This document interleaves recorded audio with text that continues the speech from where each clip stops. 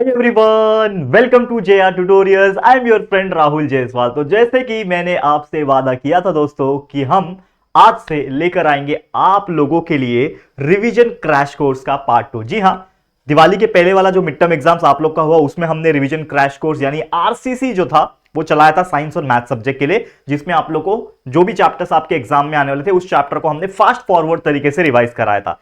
अब आप लोग का डिमांड वापस आया कि सर हमारे लिए भी कुछ लेकर आइए, दिवाली खत्म हो गया, न्यू ईयर भी आ गया, तो यार आप लोग डिमांड करते हो तो हमेशा मैं फुलफिल करता हूं। तो लेकर आ गया हूं एक और बेहतरीन रिवीजन क्रैश कोर्स का सीरीज, जिसमें हम साइंस और मैथ्स के जो चैप्टर्स होंगे जो आपके आने वाले सेकेंड यूनिट टेस्ट में या फिर जो फाइनल एग्जाम है उसमें जो आएंगे उसको हम टारगेट करेंगे। ठीक है, तो आप लोग का जो कमेंट्स आया था कि ये चैप्टर पढ़ाइए वो चैप्टर पढ़ाइए, उसके हिसाब से हम चीजें पढ़ाएंगे। तो सबसे ज्यादा जो वोट मिले वो मुझे मिले chapter number 10 8th standard science की बात कर रहा हूं। आज 8वीं का आ रहा है, आपको टाइम टेबल भी मैंने दे दिया है, इसी चैनल के ऊपर आपको टाइम टेबल मिल जाएगा, वीडियो सेक्शन में चेक कर लेना कि कौन से दिन कौन से स्टैंडर्ड के लिए वीडियो मिलने वाला है। ठीक है सॉरी। तो यहां पे आपको सबसे पहले बता दूं कि आज साइंस का लेक्चर है, जिसमें लेक्चर मतलब रिवीजन लेक्चर है, जिसमें हम लोग लगभग 15-20 मिनट के अंदर, ठीक है ना, एक 15-20 मिनट के अंदर वो चैप्टर को रिवाइज करेंगे। अब देखो ये जो चैप्टर, ये बड़ा चैप्टर है, इसको तो हम दो पार्ट में करेंगे। आज लेक्चर नंबर 1 लाया हूं, वैसे एक और लेक्चर आएगा। तो जो चैप्टर छोटे होंगे जो एक वीडियो के अंदर हो जाएंगे, 20 मिनट के अंदर हो जाएंगे, तो उसको मैं एक ही वीडियो में कराऊंगा। लेकिन जो चैप्टर बड़े होंगे जिसका एक्सप्लेनेशन थोड़ा बड़ा होगा, रिवीजन कराने में टाइम लगेगा, तो उसको थोड़ा सा हम एनलार्ज करेंगे। ठीक है, 2 लेक्चर में कवर करेंगे। बस इतना मुझे ये इंट्रोडक्शन देना था। मुझे लगता है, उम्मीद करता हूं आपको समझ में आ गया होगा। अब बस एक रिक्वेस्ट ये है कि जितनी भी चीजें मैं आपको दे रहा हूं, या फिर ऑलरेडी मैंने पूरा सिलेबस तो पढ़ा रखा है, ये भी आप जानते होंगे, 7वीं 8वीं 9वीं 10वीं 11वीं 12वीं 6 सभी के लिए हमने पूरा जो सिलेबस है उसके लेक्चर वीडियोस बना बना के, हर एक टॉपिक पढ़ा पढ़ा के वीडियोस बना के अपलोड करके रखे हुए। हमने पूरा प्लेलिस्ट तैयार कर रखा है, आप प्लेलिस्ट सेक्शन में जाके चेक कर सकते हो, या तो वीडियो में चेक कर सकते हो, या तो यूट्यूब पे डायरेक्ट सर्च करके टॉपिक और चैप्टर का नाम डाल के आगे हमारे चैनल जेआर ट्यूटोरियल्स का नाम टाइप करोगे, आपको वीडियो मिल जाएंगे। तो आप पढ़ाई करते रहो, बाकी रिवीजन होता रहेगा। हम आपको वीडियोस देते रह रहे हैं रिवीजन के लिए, आप उसको भी देखिए, रिवीजन करते रहो। और हमारा जो मेन टारगेट है, मैं अगेन आपको बताना चाहूंगा कि मेन टारगेट जो है हमारा फाइनल एग्जाम। ठीक है, मुझे पता है काफी सारे लोग के unit test second unit test भी नजदीक आ रहे हैं। देखो अभी से हम स्टार्ट कर रहे हैं, तो फाइनल एग्जाम्स के पहले पहले जितने भी चैप्टर्स आपके मिड टर्म के बाद वाले सिलेबस में है उसको हम कंप्लीट कराएंगे। तो हमारा मेन टारगेट क्या है? Final exams. बाकी जिसका भी यूनिट टेस्ट का सिलेबस इसी में कवर हो जाएगा, जैसे जैसे मैं वीडियो ला रहा हूं वैसे आपके लिए अच्छा हो जाएगा। चलिए शुरुआत करेंगे। तो रिवीजन क्रैश कोर्स आपके लिए शुरू होने जा रहा है। तो आज का जो पहला टॉपिक है, मतलब सेल एंड सेल ऑर्गेनेल्स, ये चैप्टर बहुत ही ज्यादा दिलचस्प है और बड़ा चैप्टर है। तो आज हम इसको पहला लेक्चर देखेंगे, जिसमें कुछ टॉपिक्स देखने वाले, रिवीजन कराने वाले, और उसके बाद एक और लेक्चर आ जाएगा जब भी आपका शेड्यूल रहेगा टाइम टेबल के हिसाब से, उसमें ये चैप्टर को कंप्लीट कर देंगे। तो सबसे पहला टॉपिक है हमारे आज के लिए, जो कि है सेल्स। अब ये सेल्स होता क्या है, देखो इसको समझने की कोशिश करते हैं। जैसे कि आप जानते हो कि हमारा पूरा शरीर जो है ना दोस्तों, पूरा शरीर एक बहुत ही बड़ा ऑर्गेनिज्म है। एक पूरा शरीर क्या है? हमारा एक ऑर्गेनिज्म है। चाहे मैं प्लांट्स की बात कर लूं, चाहे मैं एनिमल्स की बात करूं, या फिर हम ह्यूमन बींग्स की बात कर लूं, दुनिया में कोई भी जो जीवित ऑर्गेनिज्म है, यानी लिविंग ऑर्गेनिज्म जिसको हम लोग बोलते हैं लिविंग थिंग, ये सभी ना क्या होते हैं ना, एक सेल से बने होते हैं। और सेल क्या होता है?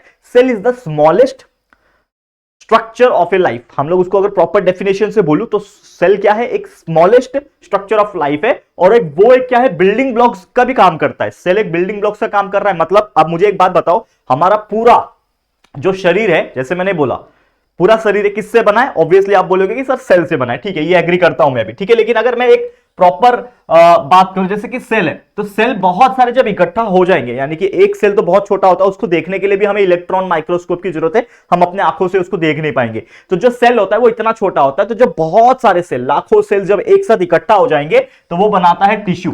क्या बनाता है? टिश्यू बनाता है। और ऐसे ही बहुत सारे टिश्यू जब एक साथ इकट्ठा हो जाते हैं तब वो बनाता है ऑर्गन, और यही ऑर्गन मिलके साथ में अरेंज हो जाते हैं, तो हमारा ऑर्गन सिस्टम तैयार करते हैं। क्या तैयार करते हैं? ऑर्गन सिस्टम, जो कि हमारे अंदर प्रेजेंट है। अब जैसे कि आपका किडनी है, जैसे आपका लंग्स है, ठीक है ना, जैसे आपका स्टमक है, ठीक है ना, यहां पे हमारा स्किन है, जो भी चीज है वो कहीं ना कहीं किससे बना हुआ है? एक सेल से बना हुआ है। क्यों? क्योंकि सेल एक सबसे छोटा बिल्डिंग ब्लॉक से, और वही चीज आपस में ज्वाइन हो के टिश्यू बनाया, और टिश्यूज बनने के बाद धीरे धीरे करके वो ऑर्गन्स फॉर्म हुए, हमारे अंदर ऑर्गन्स प्रेजेंट है, और ये पूरा का पूरा एक ऑर्गन सिस्टम फॉर्म हुआ। That is nothing but the cells. लेकिन अगर हम सेल्स की बात करूं, तो जो एनिमल्स होते हैं, यानी हम भी एनिमल्स में ही गिनती करते हैं, वी आर ऑल्सो एनिमल्स। तो जो एनिमल्स होते हैं, यानी हम जैसे लोग या फिर जो बाकी जानवर है, एनिमल्स हो गए, और जो प्लांट्स हो गए, इन दोनों के सेल्स में ना थोड़े बहुत डिफरेंसेस होते हैं। वो डिफरेंसेस क्या है उसको भी स्टडी करेंगे with the help of diagram.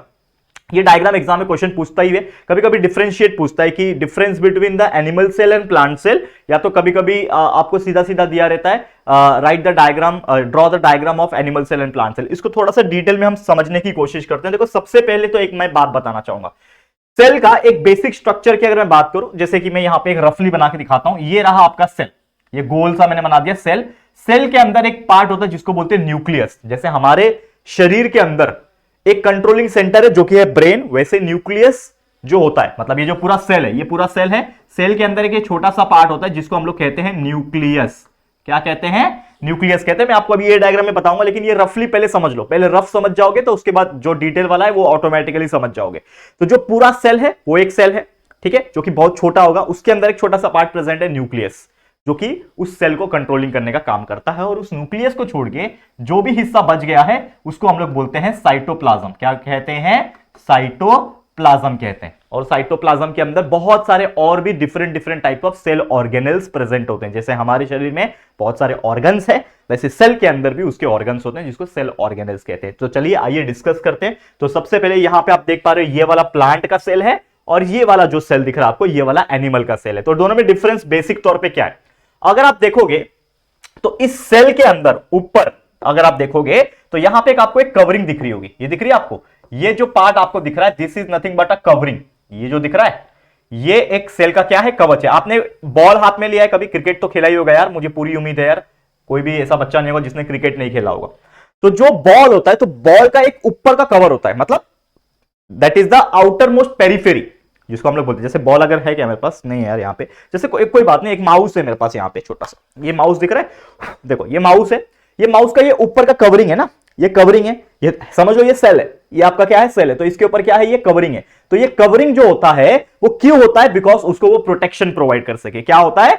Covering इसलिए होता है ताकि उसको प्रोटेक्शन प्रोवाइड कर सके। और प्लांट्स के केस में, प्लांट्स के सेल में ये जो सेल वॉल जिसको हम लोग बोलते हैं, याद रखना क्या बोलते हैं इसको? Cell wall.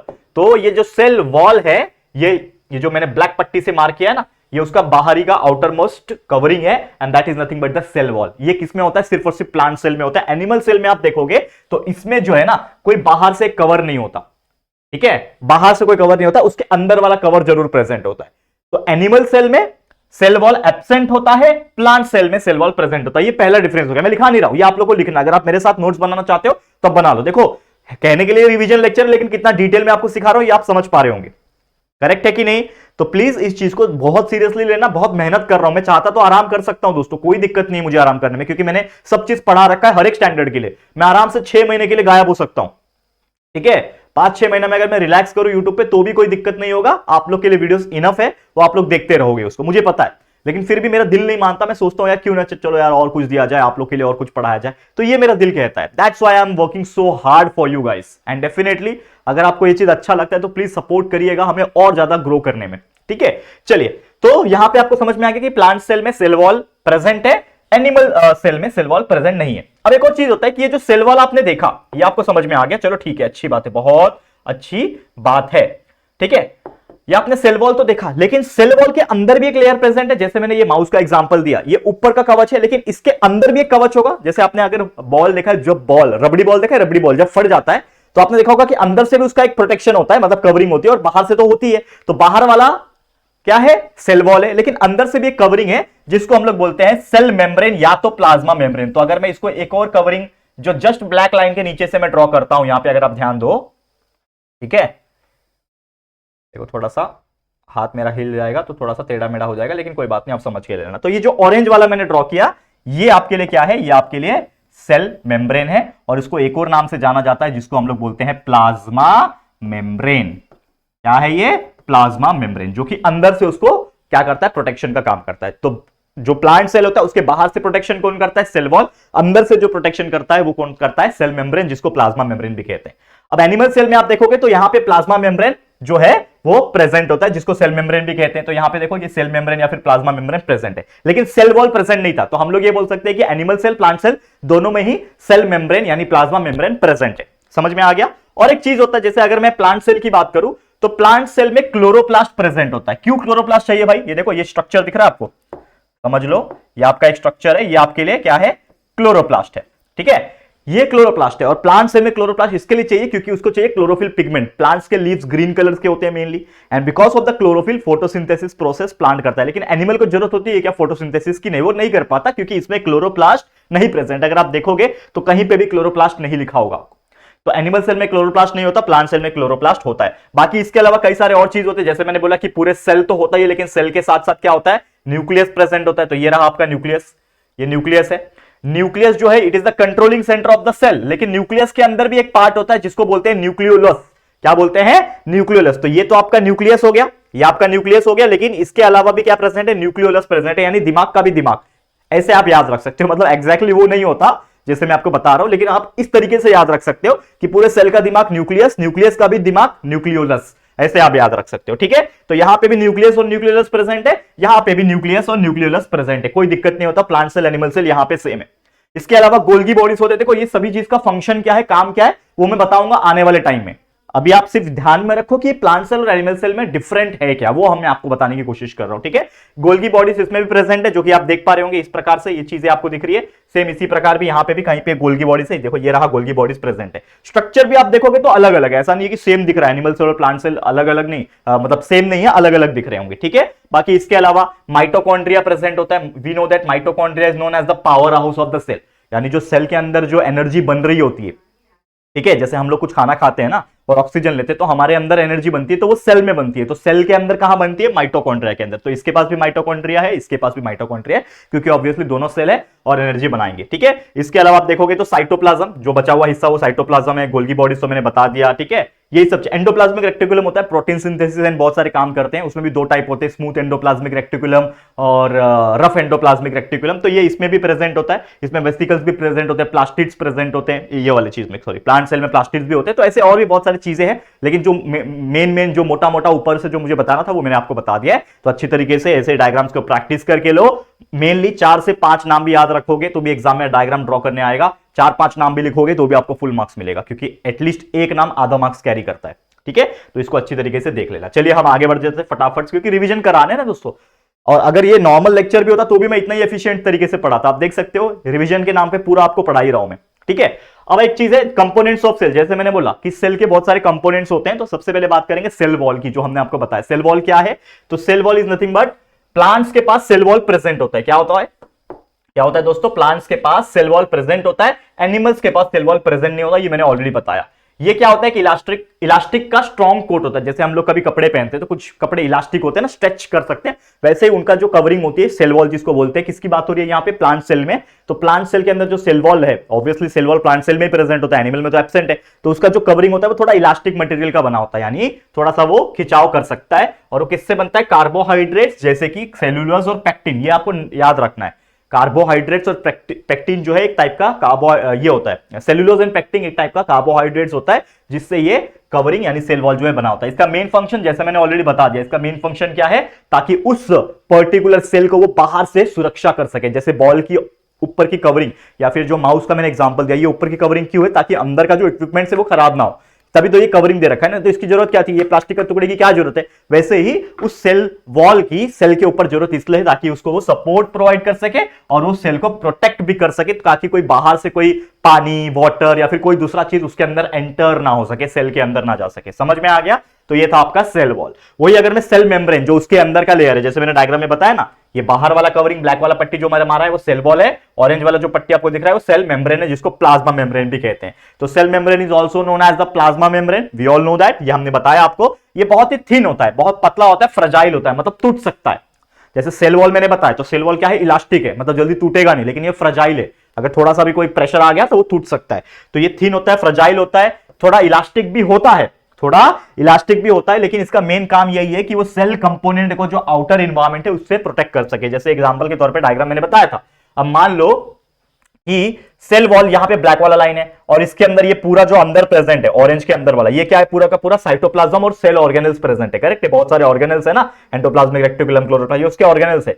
तो ये क्या करता है? ये एक सेपरेशन का काम करता है कि सेल वॉल को साइटोप्लाज्म और बाकी जो सेल ऑर्गेनल्स है उससे वो क्या कर सके? सेपरेट कर सके। तो वही ये काम करता है, that is it separate the cell component from outer environment, बाहर के एनवायरनमेंट से उसको प्रोटेक्टेड रखता है। अब प्लाज्मा मेम्ब्रेन जो है इसको सिलेक्टिवली परमिएबल मेम्ब्रेन भी कहा जाता है।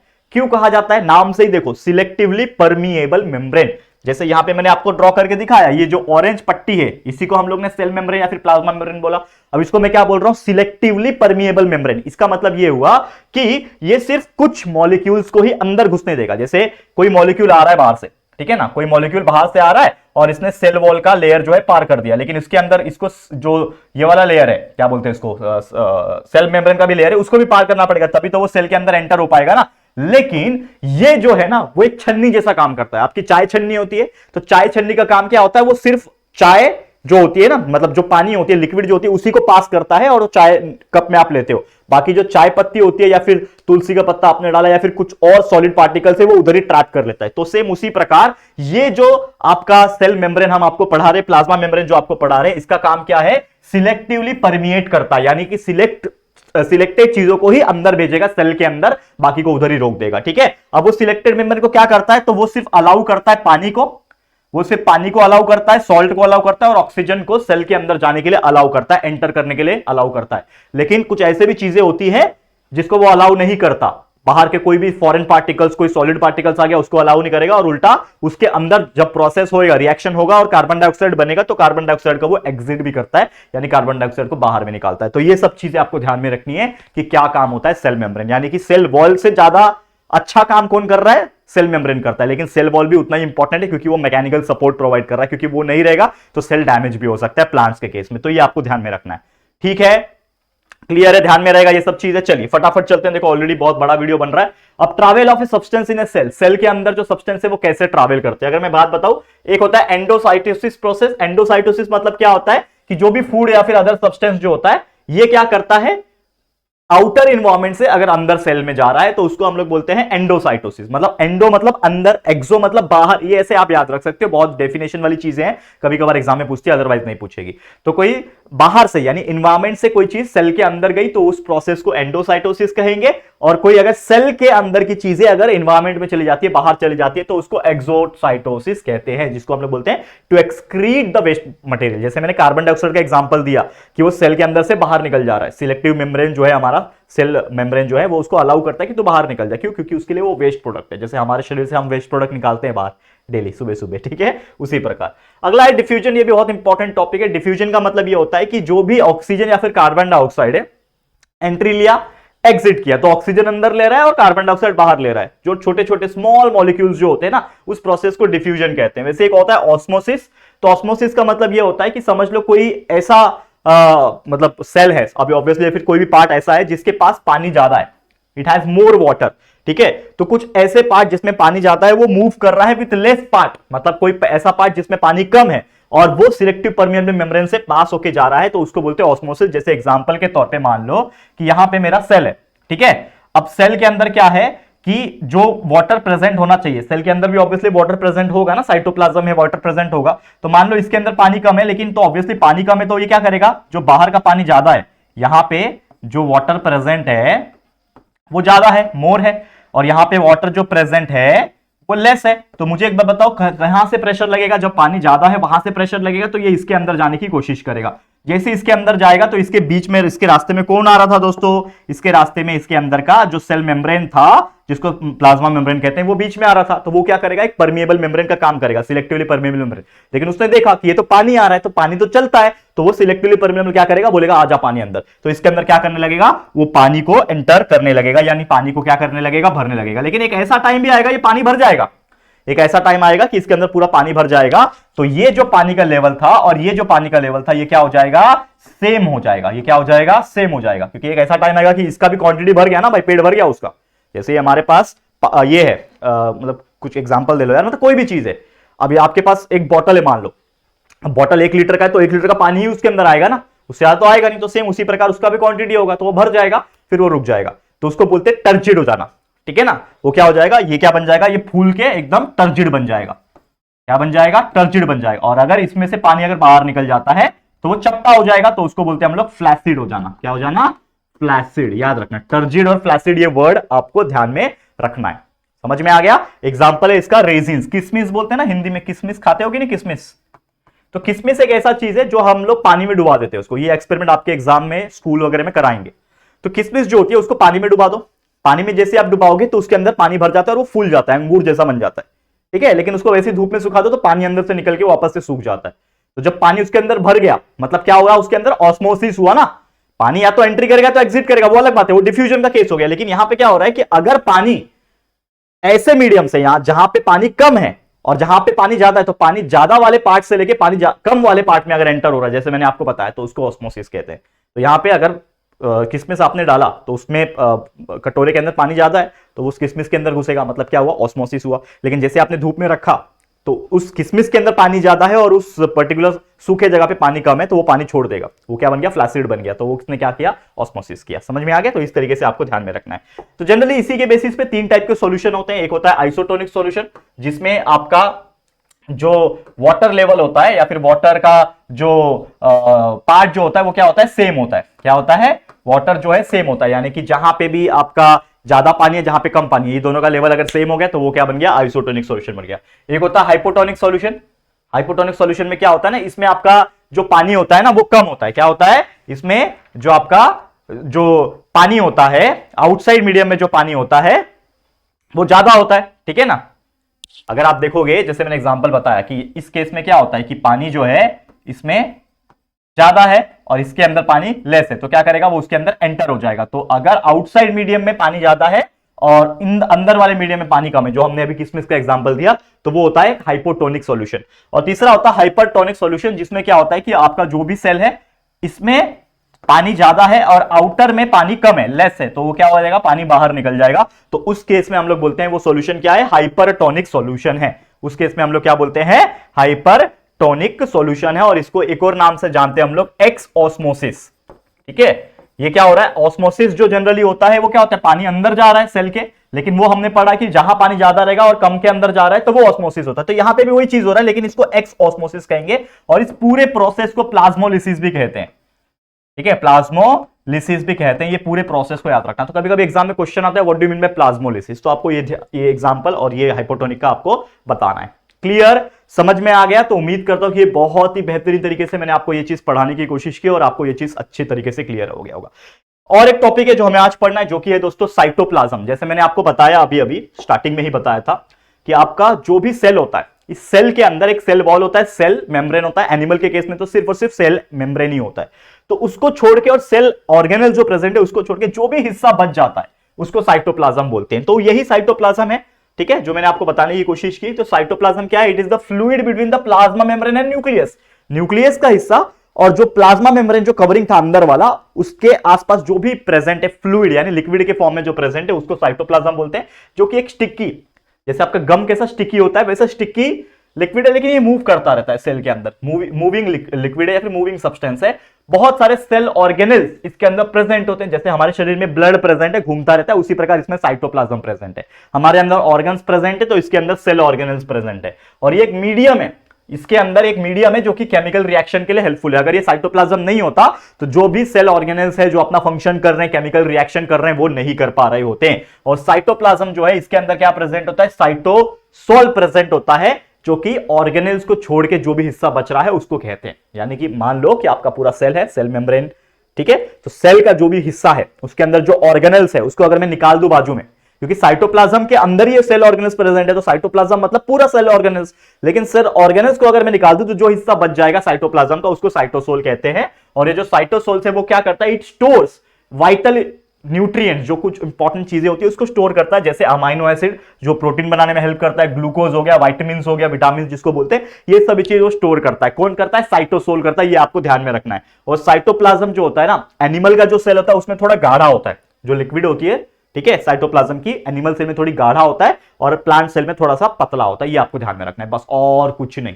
तो उम्मीद करता हूं कि आपको पूरा सेल का स्ट्रक्चर समझ में आ गया होगा। सेल वॉल क्या है, सेल मेम्ब्रेन, प्लाज्मा मेम्ब्रेन जिसको बोलते हैं वो क्या है, और साइटोप्लाज्म क्या है। अब मेन मुद्दे पे आ जाते हैं जो कि हमारे सेल ऑर्गेनेल्स के। अब सेल ऑर्गेनेल्स क्या है, जैसे मैंने बोला हमारे शरीर में जैसे ऑर्गन्स प्रेजेंट है वैसे सेल के अंदर भी बहुत सारे सेल ऑर्गेनेल्स प्रेजेंट है, ठीक है। तो they are the specialized organs of the cells, और हर एक ऑर्गन्स का अपना अपना एक फंक्शन होता है, ठीक है। तो बहुत सारे टाइप के सेल ऑर्गेनेल्स प्रेजेंट है, जैसे न्यूक्लियस है, बराबर, एंडोप्लाज्मिक रेटिकुलम में, सब चीज डायग्राम में हमने देखा है। गोल्गी बॉडी है, लाइसोसोम से, माइटोकॉन्ड्रिया है, वैक्यूल से, प्लास्टिड से, क्लोरोप्लास्ट है, ऐसे कई गिनत अनगिनत और भी बहुत सारी चीजें हैं। लेकिन जैसे मैंने बोला कि ये जो चीजें हैं इसको हम लोग पढ़ेंगे हमारे नेक्स्ट लेक्चर में। और क्योंकि मैंने ऐसा भी बोला था आपको कि अगर ये बड़ा चैप्टर होगा तो इसको हम 2 पार्ट में करेंगे। तो आज हमारा लेक्चर नंबर 1 कंप्लीट करते हैं हम लोग, और लेक्चर नंबर 2 में मिलेंगे, जिसमें ये जो बचे कुछ सेल ऑर्गेनेल्स जो हमने पढ़ना बाकी है उसको हम पढ़ा के चैप्टर को कंप्लीट कर देंगे, यानी इस चैप्टर का रिवीजन हम कंप्लीट कर देंगे।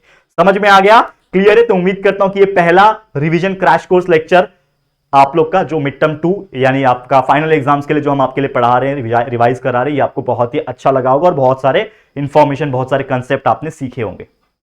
ठीक है, चलो फिर आज के लिए इतना, इस वीडियो को इसी के साथ एंड करते हैं। ये वीडियो आपको कैसा लगा है दोस्तों जरूर से कमेंट करके बताना, क्योंकि आपके लिए इतनी मेहनत हो रही है। और अगर अच्छा लगा है तो प्लीज वीडियो को लाइक करना, शेयर करना अपने दोस्तों के साथ, और फर्स्ट टाइम चैनल पे आए हो तो फटाफट से हमारे चैनल को सब्सक्राइब करना और सबको बता देना शेयर करके कि यार देखो सर इतना मेहनत कर रहे हैं और आपके लिए यार फिर से रिवीजन लेक्चर्स लेकर आ रहे हैं। तो चाहे आपका सेकेंड यूनिट टेस्ट आ रहा हो या फिर फाइनल एग्जाम्स की आप तैयारी कर रहे हो, तो ये सब चीज आपके लिए बहुत हेल्पफुल हो जाएंगे। तो अच्छे से पढ़ाई करते रहो। ठीक है, सब्सक्राइब कर देना चैनल को, साथ में बेल आइकन को प्रेस कर देना ताकि वीडियोस की जो नोटिफिकेशन है वो मिलती रहेगी आप लोग को। ठीक है, चलो जल्दी मिलेंगे फिर एक और नई वीडियो में, तब तक के लिए thank you and good bye.